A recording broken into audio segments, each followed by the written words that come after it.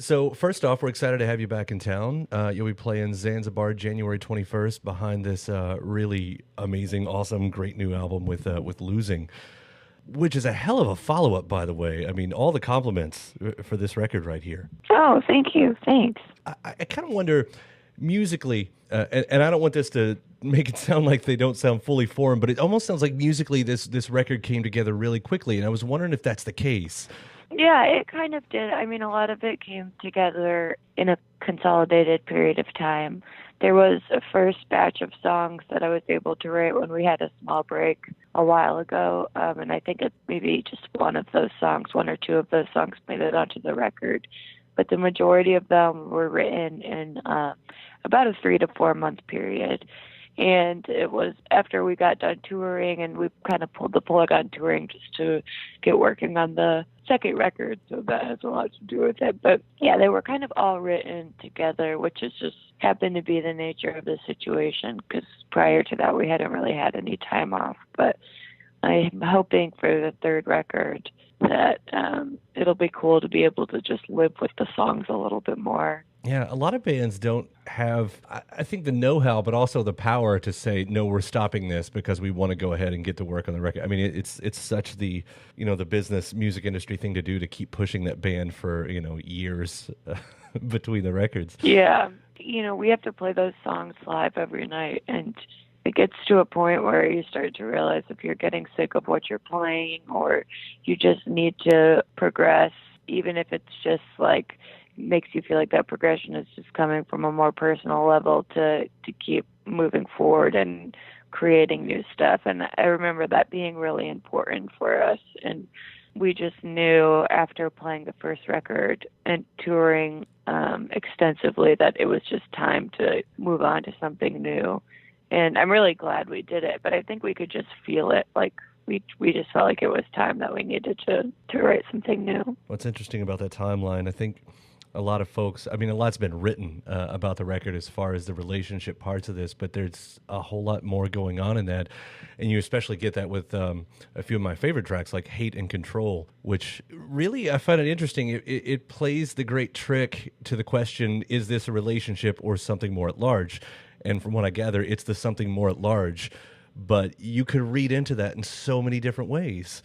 Yeah, Hate and Control is definitely about the election and not so much about the relationship. I was kind of bummed it was presented as a breakout record, because it felt like so much more than that to me, because it wasn't to me. I mean, every song was about something different, but I think people like to find something to kind of, they want to find a way to be able to talk about a record, and I can see how that it can be perceived that way, because it does sound like there's a person in each song. I think that the confusion was just that it wasn't the same person in each song. And yeah, I guess it just is what it is. But I definitely wasn't I didn't write a breakup record. Everything was about something so different to me. But that's just the nature of writing songs, I guess, and then leaving it up to people to kind of decide what it's about for themselves, which is also thing that I am an advocate for, because I don't necessarily like the idea of having to explain what each one is about. I think that takes a little bit of the magic out of it. So it goes both ways. There's pros and cons to it. Well, I mean, you get into that song especially, and that line, "Hey, are you doing all right today? I know everyone's shaken up." I mean, that was the big tip-off even before I got into the song, because, I mean, that was the conversation that happened, November 12th, 2016, I guess. I think that was the thing everybody was asking each other. Yeah, totally. The other track on there, I want to focus, and I think that's this is maybe one of those points too, because I think what I took from it, and then when I read about it later, was probably two different things. I mean, I'm one of these people that sort of works for fun. I like to work for fun, but and with all the stuff that you're writing about Hate Control, to me, that's all the stuff that's out there that's trying to grab your attention in just regular life. All you're trying to do is just, look straight ahead and live your life and be the best person you can be. But it's not about exactly that, is it? Focused is really about a relationship between two best friends. I mean, it's really about revisiting a relationship you had as a child when you're an adult. and just kind of thinking back on how you handled all the situations. I feel like growing up, everyone has that person that you just go through so much with at such a young age, and it can be a really remarkable thing to think of too, like 13-year-olds trying to help each other deal with some really heavy stuff and the little things that you do, I think, to kind of move on from it. It's just really interesting. And to me, I don't know, it's something I think about a lot. And that's what it's really a song about two best friends. That focus is probably my favorite song on the record. And I guess, when I think about that bigger picture stuff, a lot of artists, you hope to connect. As you were talking about earlier, you don't really know what the song's going to do once you put it out there. But I think, a lot of artists, they do hope to connect and maybe even tap into something.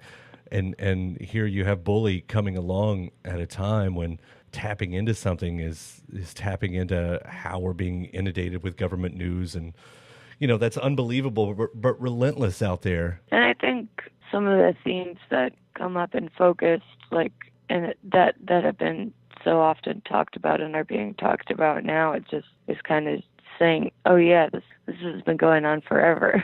Yeah. Right now it's a particularly crazy time. Yeah, to be a band and I don't know. It has everything. All of this stuff's always been going on, but when it becomes, the hot button topic in the forefront of the conversation, and as an artist, I've written this for the bigger conversation. That's how I want it to be. I wanted to change somebody's life in that positive way. A lot of times I've been asked about this record and whether or not it was influenced by the election and everything else that came along with it, and my answer is obviously. There's no way of getting around it, I think, and it's everywhere. So yeah, I would love to be a part of the bigger conversation.